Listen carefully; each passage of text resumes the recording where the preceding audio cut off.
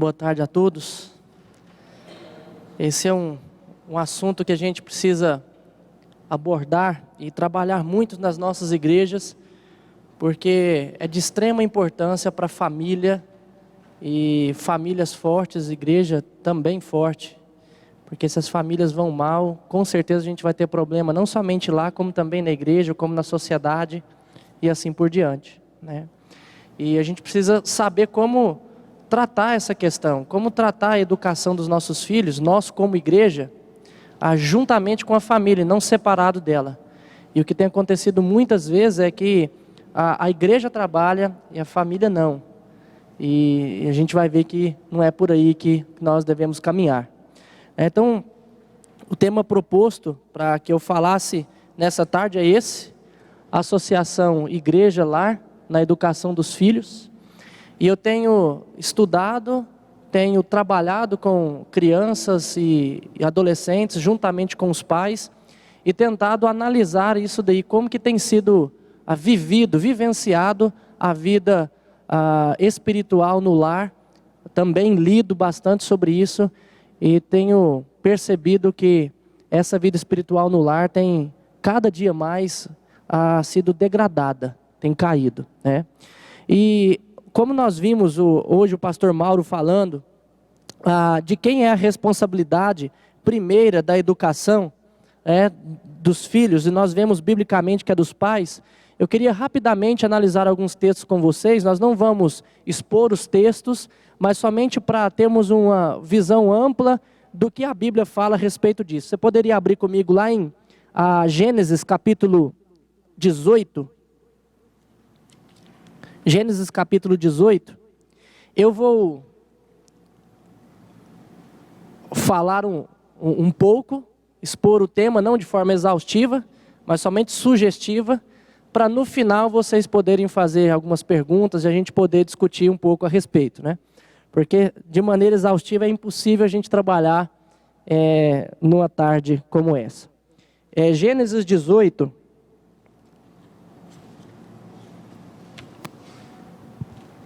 Versículo 17, o contexto é que Deus estava indo para executar o juízo sobre uma cidade, duas cidades, Sodoma e Gomorra. E ele então diz o seguinte, versículo 17, disse o Senhor Deus, ocultarei a Abraão o que estou para fazer, visto que Abraão certamente virá a ser uma grande nação e poderosa também, né? E nele serão benditas todas as nações da terra.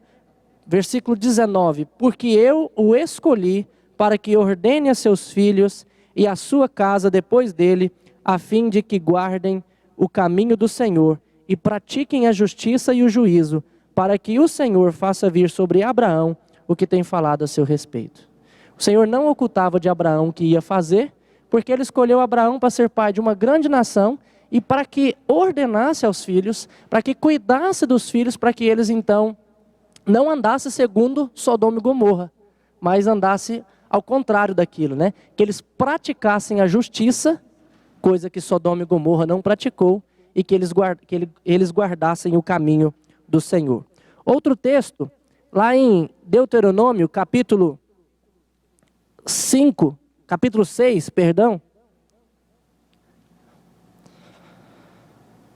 capítulo 6, versículo 5 diz: amarás, pois, o Senhor teu Deus de todo o teu coração, de toda a tua alma e de toda a tua força. Estas palavras que hoje te ordeno estarão no teu coração. Tu as inculcarás a teus filhos e delas falarás assentado em tua casa e andando pelo caminho e ao deitar-te e ao levantar-te. Também as atarás como sinal na tua mão e te serão por frontal entre os olhos e as escreverás nos umbrais de tua casa e nas tuas portas. Aqui está escrito que a palavra do Senhor deve estar no nosso coração e nós devemos guardá-la com toda a nossa força, de toda a alma, de todo o entendimento, de todo o coração. E depois que ela está no nosso coração e nós temos aguardado, observado, então nós devemos transmiti-la aos nossos filhos, né? Andando pelo caminho, ao se levantar, ao deitar. E o que ele diz é de todas as formas. Por onde quer que andares, nós devemos ensinar os nossos filhos. Se nós fôssemos olhar um pouco mais na Escritura, nós veríamos o Salmo 78, como foi lido hoje pela manhã, que diz que nós devemos contar aos nossos filhos, ou seja, ensinar aos nossos filhos, dia após dia, os preceitos do Senhor. Quando nós analisamos Juízes no capítulo 2, nós vemos que depois que Josué, o mesmo Josué que recebeu aquele mandado do Senhor, olha, não te esqueças desse livro da lei, antes medita nele dia e noite. Quando Josué morre, capítulo 2 de Juízes, e toda a congregação, toda aquela geração de presbíteros, de anciãos, foram sepultados com ele, o texto diz que levantou-se outra geração que não conhecia o Senhor, e eles prevaricaram, eles seguiram os deuses daquela época. Por quê? Aquela geração que se levantou era uma geração que não conhecia o Senhor. Mas enquanto Josué estava vivo e não cessou de falar do livro da lei, eles permaneceram firmes. E aí nós poderíamos ir em muitos outros textos também. Mas o que eu gostaria primeiro de deixar claro, basicamente isso, o que a Bíblia diz sobre o assunto. Os pais devem ensinar os filhos, os pais devem exercer essa função de contar aos filhos em todo lugar, de todas as formas, por onde quer que for, porque eles são os responsáveis para fazer isso. Agora, o que as estatísticas dizem a respeito disso, desse ensino dos filhos, dessa vivência dos filhos? Uma coisa a Bíblia ordena, o que a Bíblia diz a respeito. Agora, o que as estatísticas apontam para nós? Deixa eu só pegar um. Bom, ali a gente pode observar, essa é uma pesquisa feita pelo George Barna, sobre... Barna tem um centro de pesquisa, e onde ele promove, então, faz essas pesquisas para diversas igrejas, e essas pesquisas foram feitas em várias denominações presbiterianas, batistas, metodistas nos Estados Unidos, e constatou que nessas igrejas tradicionais, apenas 12% dos jovens mantêm diálogo regular com a mãe sobre fé e questões da vida. Só 12% sentam com a mãe para conversar a respeito da fé. E menor ainda são as pessoas, os jovens que mantêm diálogo com os pais. Só 5% dos jovens entrevistados, eles sentam e mantêm diálogo com o pai. Vamos imaginar aqui, só 5% dos jovens, quando saem da igreja, conversa com o pai. E aí, pai? Como que foi o sermão hoje? O que o senhor achou? O que o senhor aprendeu? Ou o pai conversa com o filho, que é um diálogo. E aí, filho? Anotou os pontos do sermão? O que é aprendido na igreja não é conversado em casa. E nem questões da vida também é conversado em casa. Essa é a realidade, E apenas 9% dos jovens têm experiência da leitura da Bíblia e de devocionais no lar. Somente 9% de todos os entrevistados. E apenas 12% dos jovens têm a experiência de prestar algum serviço voluntário, ou seja, colocar em prática as coisas que nós aprendemos na igreja juntos, como família. Fazer alguma obra social, também missionária e assim por diante. Então o que as estatísticas mostram para nós é que a igreja, num geral, ela não tem vivido, não tem vivenciado aquilo que a Bíblia propõe para se viver. Os pais não têm tido esses diálogos com os filhos não têm tido esses diálogos com os pais. Essa é a realidade. Agora, consequência. Se continuar assim, a taxa de comparecimento à igreja será metade, ali é do que é hoje em 10 anos. Ou seja, a igreja vai reduzir. Quando nós olhamos a realidade hoje, se você começar a perguntar, é claro que pode haver exceções de igrejas, mas grande parte das igrejas, os filhos estão fora. Muitos filhos têm abandonado a fé, e é isso que eles mostram ali, que 61% dos jovens adultos que frequentam alguma igreja, que frequentaram alguma igreja na adolescência, estão espiritualmente distanciados agora. Muitos deles têm abandonado a fé, né? A Convenção Batista do Sul relata que atualmente está perdendo entre 70% a 88% dos jovens após o primeiro ano de faculdade. Os filhos não têm sido preparados, a fé tem sido fraca, e quando eles entram na faculdade, muitos deixam. Sabe quando que eles voltam? Muitos que saem voltam? Quando eles têm filhos pequenos, e aí eles voltam para a igreja para trazer os filhos pequenos para a igreja. Mas muitos jovens abandonam a fé. E o que é interessante é que eles abandonam a fé exatamente porque eles dizem que a fé que é ensinada na igreja não é vivida em casa. Esse é um relato da maioria deles. O cristianismo ele tem sido pregado, tem sido falado, mas não tem sido vivido. Em casa não há vivência, né? Essa é a questão. Com base nisso, uma taxa em torno de 60% a 90% das crianças e adolescentes envolvidas nos programas oferecidos pela igreja hoje se distanciarão da fé cristã quando forem jovens adultos. Se essa realidade que nós vivemos hoje continuar, essa é a consequência que nós teremos no futuro.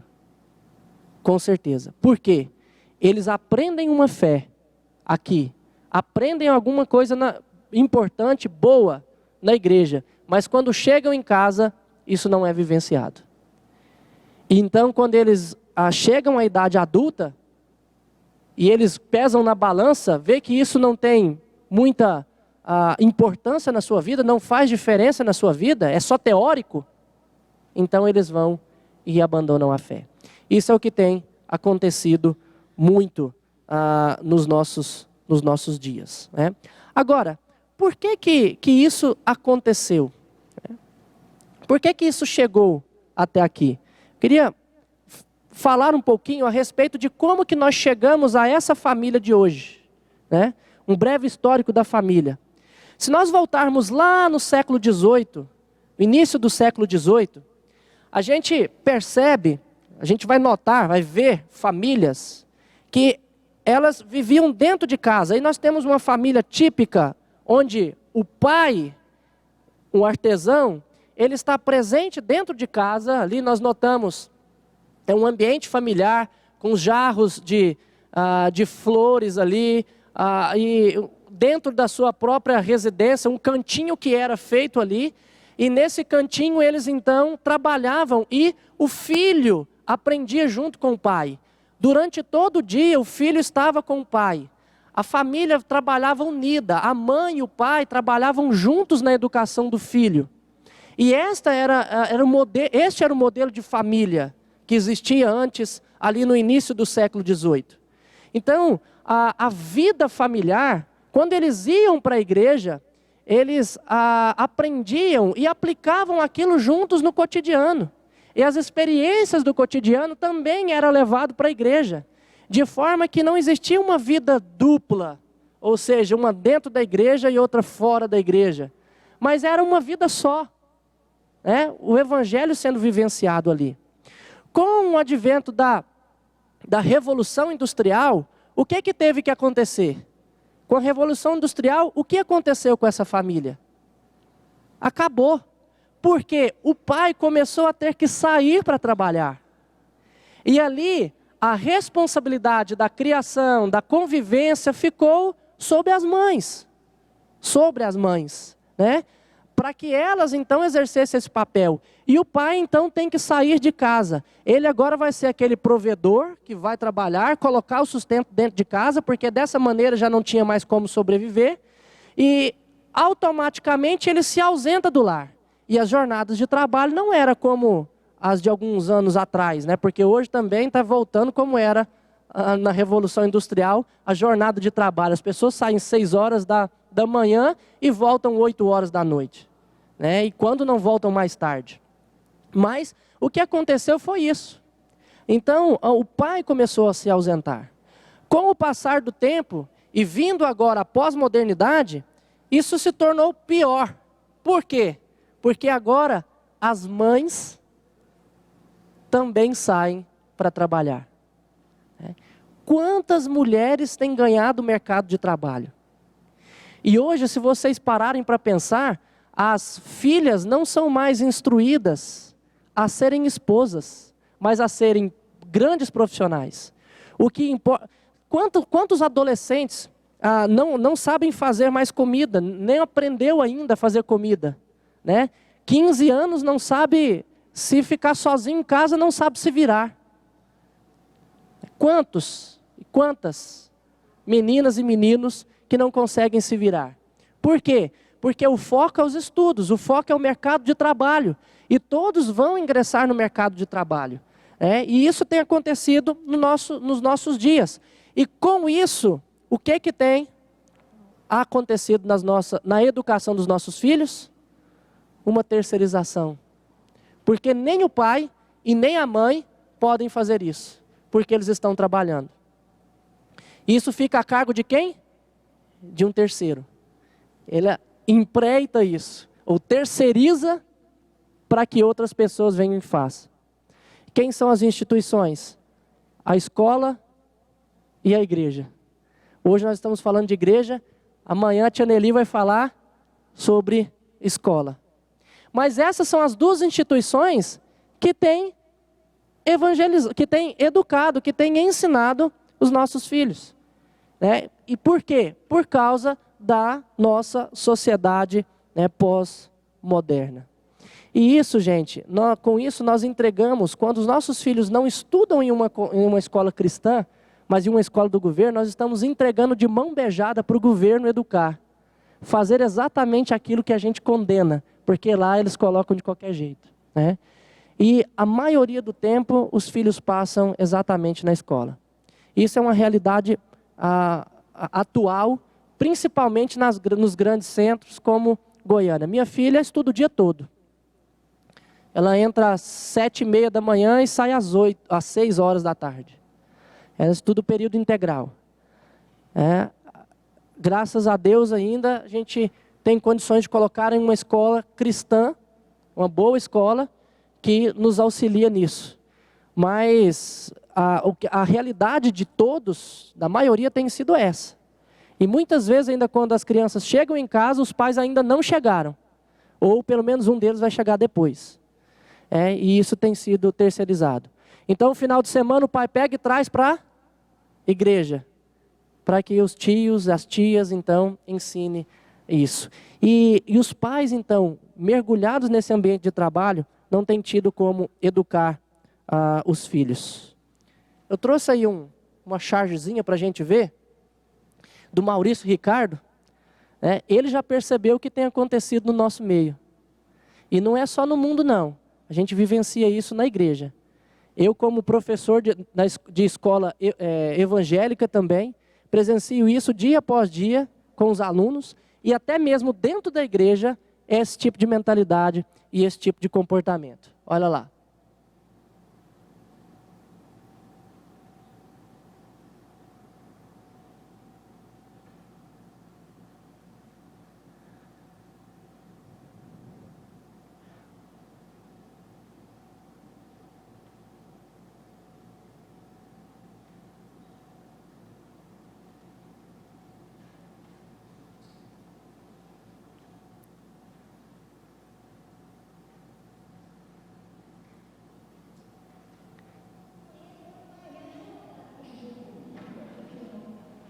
Deixa eu colocar aqui que falhou.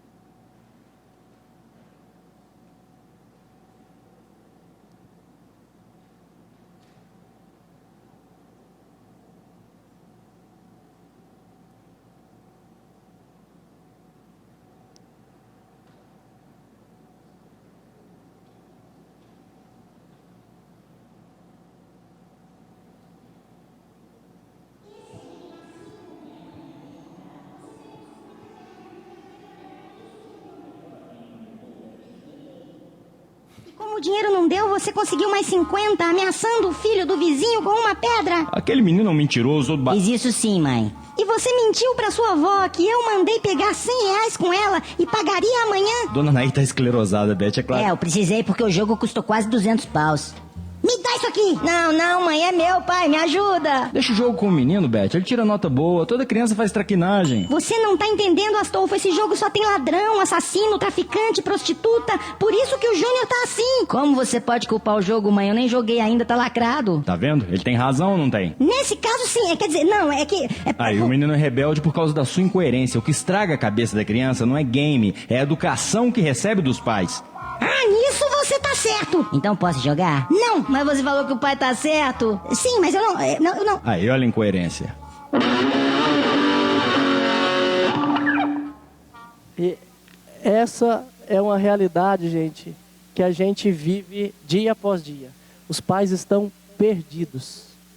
Perdidos em meio a esse mundo pós-moderno, com tanta coisa, com tantos afazeres.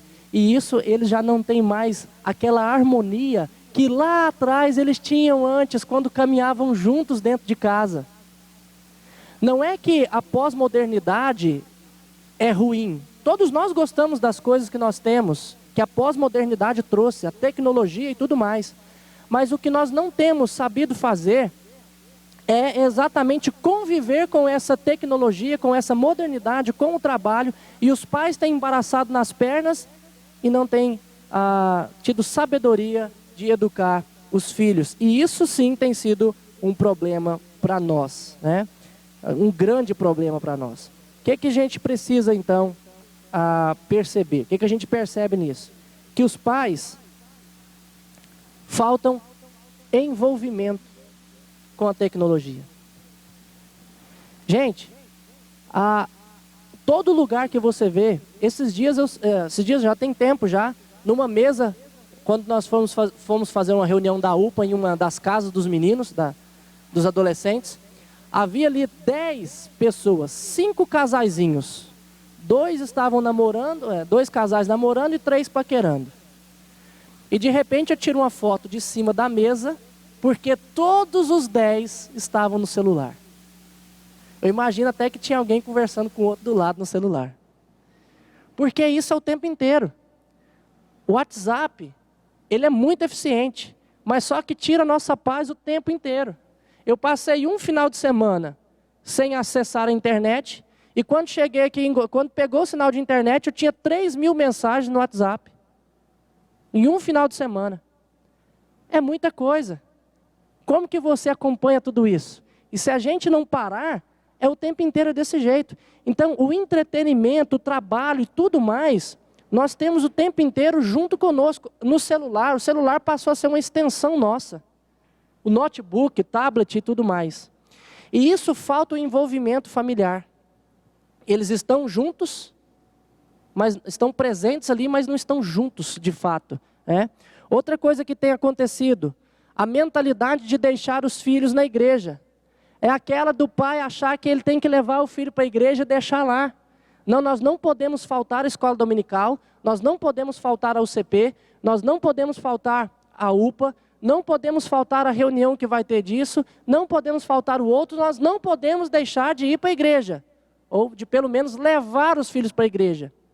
Ele acha que deixando o filho na igreja, vai acontecer isso aí. Pais que levam seus filhos à igreja, não vão buscá-los na cadeia. Linda frase. Mas, gente, isso não é a realidade.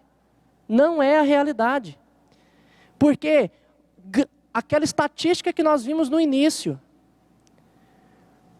9% dos filhos conversam com a mãe, 5% conversam com os pais. E se continuar daquele jeito, metade da igreja do que é hoje a igreja vai ser a metade do que é hoje no futuro, porque os filhos estão abandonando, exatamente porque a fé não é vivenciada em casa. Então não adianta levar o filho para a igreja educar. Ele pode ser bem educadinho, ele pode saber de Bíblia, mas quando ele estiver velho, mesmo sabendo de Bíblia, ele vai deixar a casa e vai embora. E vai embora para o mundo. Então a gente precisa pensar a respeito disso. Pais mal preparados. Quem não conhece a família do Homer? não sabe cuidar dos filhos direito, o filho que manda, o filho que faz, o negócio é tudo bagunçado, é uma bagunça só. E hoje nós temos famílias mal preparadas para educar, para ensinar os filhos, né? A perda da credibilidade, isso acontece demais, né? Está lá o pai dizendo, filho, estou muito ocupado, ando viajando demais, não tenho tempo para você. E ele traz um presentinho e diz, mas tudo isso é por amor. Vem o menino e diz, então, me faz um favor, pai, para de me amar só um pouquinho, tá? Porque os pais vão perdendo a credibilidade dos filhos por causa da ausência e por quê. E aí quem é que vai educar os filhos? A igreja e a escola. Mas paralelo a isso tudo, tem as mídias sociais, as redes sociais, tem o bombardeio que é da influência dos amigos na adolescência e tudo mais. E isso é o que vai fazer os meninos seguirem, né? Então, essa é a realidade da família hoje. No geral, essa é a realidade da família. Quando eu sento com adolescentes para conversarem com eles, pouquíssimos têm diálogo com os pais. Quando nós sentamos, gente, vocês não fazem ideia do número de adolescentes na igreja que estão envolvidos com pornografia. Mas os pais não sabem. Né? Vocês não têm ideia do número de adolescentes que têm muitos problemas, conflitos internos, mas eles não conversam com os pais. E quando você diz, por que você conversa isso com seu pai? Não, meu pai não tem tempo. Você vai abordar outro que o pai tem tempo, você conversa isso, não, meu pai não me ouve. Então nós temos pais despreparados, que não conseguem dialogar com os filhos, né? Famílias despreparadas, famílias ausentes, e essa então é a nossa realidade. Aí, meus irmãos, entra a igreja. A igreja entra querendo ajudar e com propostas de ajuda, mas só que a igreja erra em um aspecto. Ela tem feito muitos programas para crianças. Escola Bíblica de Férias, aulas na EBD, programa infantil, vidas e crescimentos, e programas assim, e programas assado, e acampamentos para adolescente. Não é que nada disso, não é que tudo isso seja ruim, isso é bom. Escola dominical é uma bênção. EBF então, quantas crianças entregam a vida na EBF? É uma maravilha. Mas só que isso não vai substituir o que a criança precisa em casa. Como que a igreja deve agir então? A igreja deve focar na família, como um todo, e não somente na criança. Eu aqui trabalho com crianças, juvenis e adolescentes. Mas se eu focar somente neles, eu vou ensiná-los direitinho, mas não vou ajudá-los no conflito lá com os pais. Eu preciso fazer o quê? Eu preciso ir até os pais, conversar com os pais, tratar com os pais. Quantos pais que eu tenho que chamar para conversar com ele? Porque às vezes o problema não é o filho, mas sim os pais. Um dia uma senhora me ligou e disse, olha, minha filha vai conversar com o senhor. Eu falei, beleza. Ela ligou para o senhor? Ligou. Então ela vai. Assim, pois não. Eu queria que o senhor desse um puxão de orelha nela e tal. E falou, tá assim, vamos ver o que ela vai falar comigo primeiro. Quando ela chega, ela fala, pastor, eu estou namorando, o senhor sabe, sei. Mas o meu namorado está com muitas dúvidas bíblicas. Sim. E eu queria que o senhor me ajudasse a ajudá-lo. Ajudo. E começou a falar. Eu disse para ela, olha, assista esses vídeos, leia esse livro. Tirei algumas dúvidas dela, foi para casa. Quando foi 00:30, ela me manda um WhatsApp. Pastor, assisti os vídeos tudo, estou lendo o livro. Isso foi à tarde. E ela começou. No outro dia, encontro com a mãe. E aí? Me deu vontade de puxar a orelha da mãe. Porque a menina, ela veio me procurar com sede da palavra. Com vontade. E muitas vezes os pais já pensam que a gente tem que ir puxando a orelha dos filhos. E às vezes não é assim. Às vezes não é assim. Então precisa haver esse diálogo entre os pais com os filhos. E muitas vezes não há. Então eu tenho que fazer o quê? Chamar o pai e trabalhar com o pai. Trabalhar com a mãe por conta dos filhos. E ensinar. Gente, quantas famílias têm educado os filhos conforme a psicologia do mundo? E não a Bíblia. Quantas famílias falam que não usam a vara com a criança? Para educar. Não, pastor, não pode. Pode? Não, mas eu tenho... Não, eu não consigo, eu não dou conta. Dá, tem que fazer. Vara é sinal de amor. E é bíblico. A Bíblia diz, quem ama cedo, disciplina. Não a parte da criança, a vara. Então isso é preciso fazer. E as famílias não têm sido preparadas então para isso. O que é que nós como igreja precisamos focar? A família. Reuniões de pais. O que que eu tenho feito, começado a fazer aqui na igreja? Nós temos a UCP todo domingo de manhã, ou todo sábado pela manhã. E alguns sábados do ano, eu tenho colocado o UCP em família.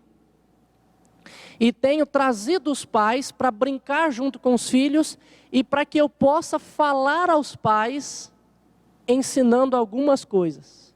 E, gente, são coisas simples que os pais ainda não sabem. Mas a gente tem que fazer. Então, qual que é essa associação igreja-lar? É que eu não vou focar somente nos filhos.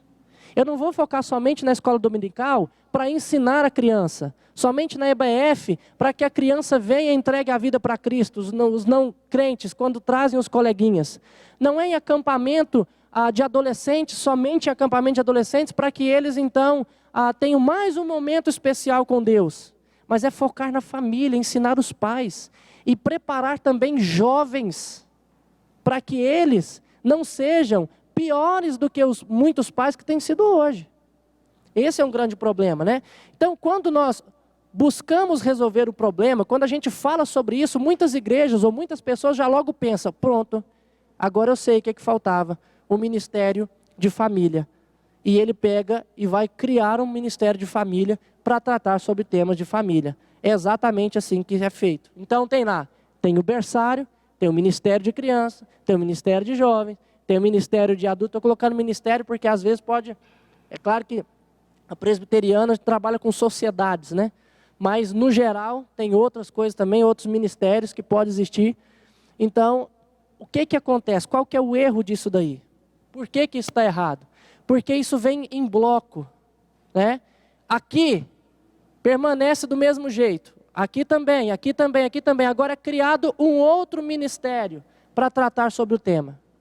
Se você cria um ministério de família para tratar sobre o tema, você não vai conseguir, muitas pessoas não vão participar disso daqui. Muitas pessoas não estarão presentes ou faltarão muitas vezes. E isso daqui, quando você coloca desse jeito, você não alcança um jovem para falar sobre isso com ele. Para falar sobre educação de filhos. Então, às vezes nós já pensamos dessa maneira, né, em blocos, em criar mais um ministério. Então nós vamos fazer um retiro para casais, e a gente vai tratar sobre isso. Nós vamos ter encontro de casais, e vamos tratar sobre isso. Mas essa maneira, ela não vai atingir o objetivo. Qual que seria a maneira correta? A maneira correta é entrelaçar o ministério de família. Você pode ter retiros para casais. Você pode ter encontros na igreja de casais. Isso é uma bênção também. Mas isso não vai resolver o problema dessa educação de filhos. O que tem que acontecer? A igreja precisa estar focada nisso, para que o ministério de família passe por todas as partes. Treinar pais no berçário. O berçário precisa ter essa visão de ensinar a criança, de ensinar os pais a ensinar a criança. O ministério de crianças, seja na escola dominical, seja na UCP, precisa ter isso em mente. Quem trabalha não pode somente pensar nas crianças em si, mas em mais, nos pais. né? O Ministério de Jovens, é possível falar sobre isso com jovens? Sim. Se você colocar lá, venha aprender sobre família, não vai aparecer um jovem. Ou talvez apareça 1 ou 2 ou 3. Mas agora, quando você senta com eles e trata com eles, eu aconselho adolescentes que estão entrando na juventude, saindo da adolescência, que estão namorando, a gente senta e bate papo sobre isso. E muitos deles já têm aprendido sobre até mesmo a educação de filhos. Por quê? Porque filhos, quando os filhos chegam, isso é um grande, às vezes quando os pais não sabem receber, causa até divórcio, gente. Sexo, dinheiro e filhos são as 3 causas que causam mais briga dentro de casa. E tudo isso, somado à falta de comunicação, causa divórcio. Então a gente precisa tratar sobre isso. Isso precisa ser abordado na classe de jovens, no ministério de adultos, em tudo. Então, como que a igreja vai solucionar e vai ajudar o lar? Ensinando os pais, ensinando os jovens a quando forem pais, preparando, dando ferramentas.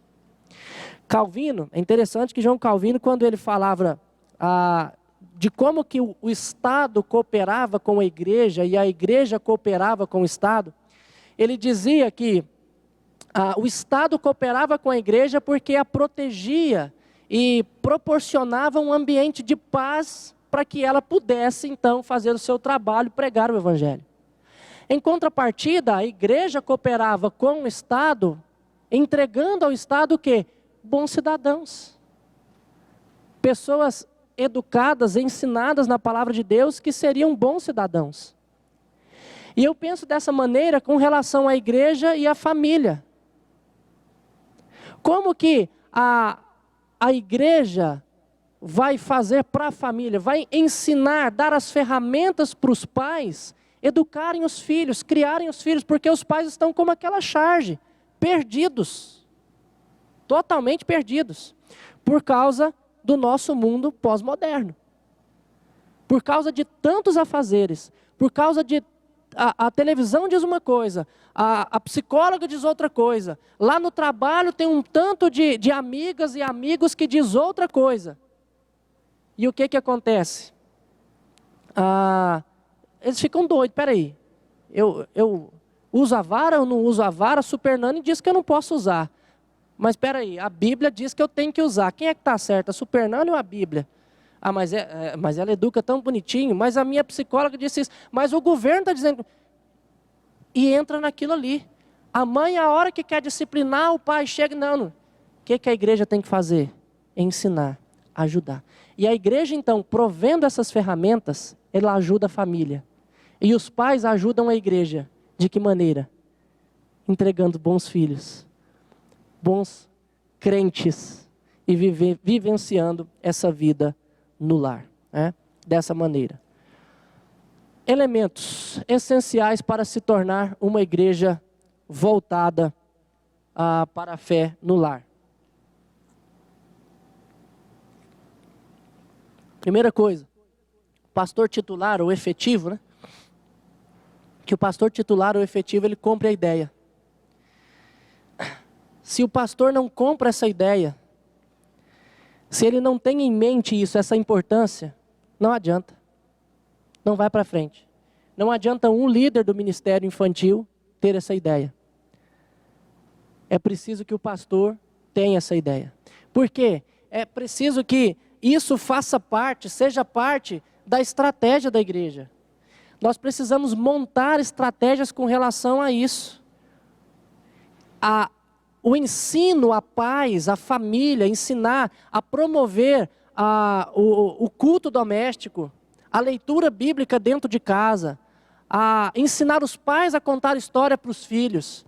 Se isso não fizer parte do programa da igreja, da estratégia da igreja, da abordagem da igreja, não adianta. Se for algo isolado, não vai atingir o objetivo. Não vai atingir aquilo que nós mais precisamos atingir, que são todos os pais da igreja. Então isso precisa estar no seio do projeto da igreja. Precisa estar envolvido ali. né? Envolvimento de todos os ministérios. Como eu disse, não adianta criar só um bloco. É preciso que o Ministério de Famílias passe por todos os outros ministérios. Que pelo menos toque no tema sempre nisso. Nós temos alguns temas na igreja que vira e mexe, ele roda em todas as salas de escola dominical ou em todos os ministérios, pelo menos 2 vezes no ano. Então, algumas coisas sobre dízimo, liturgia, sobre música, coisas assim, sempre passa por todos os ministérios. E família não é diferente. E ele precisa passar por todos os ministérios, né? Então, ele precisa estar ali. E outra, pregar sobre a fé no lar. Gente, parece que se prega muito sobre isso na igreja, mas não se prega. Quantas vezes vocês já ouviram os pastores abrirem a Bíblia e pregar sobre educação de filhos, num sermão de domingo? Não é muito. Não é muito. Quantas vezes vocês já viram exposições bíblicas falando sobre isso, sobre a responsabilidade do pai de educar o filho? Não é muito. E quanto mais o tempo passa, menos se ouve. Tem alguns assuntos que parece que é tabu para a gente. Já viu a igreja presbiteriana falar de dízimo? É difícil. Educação de filhos? Também. É a mesma coisa, tem assuntos que a gente não fala. E isso precisa ser pregado, precisa ser ensinado, né? Fazendo isso o tempo inteiro. Então, o que eu gostaria, né, de tratar com vocês era essa ideia, trazer a realidade da nossa família, trazer a realidade dos pais hoje, de como que eles estão perdidos, e mostrar a importância de nós trabalharmos com eles, a igreja trabalhar com os pais, e não somente prover programas para os filhos, né? Mas ensiná-los e trazendo esses elementos essenciais. E eu gostaria de gastar uma outra parte do nosso tempo com vocês perguntando coisas, de repente, práticas, se a gente tem envolvimento ou questões doutrinárias, o que for, né? Para abrir para vocês poderem perguntar, para a gente poder tratar neste momento.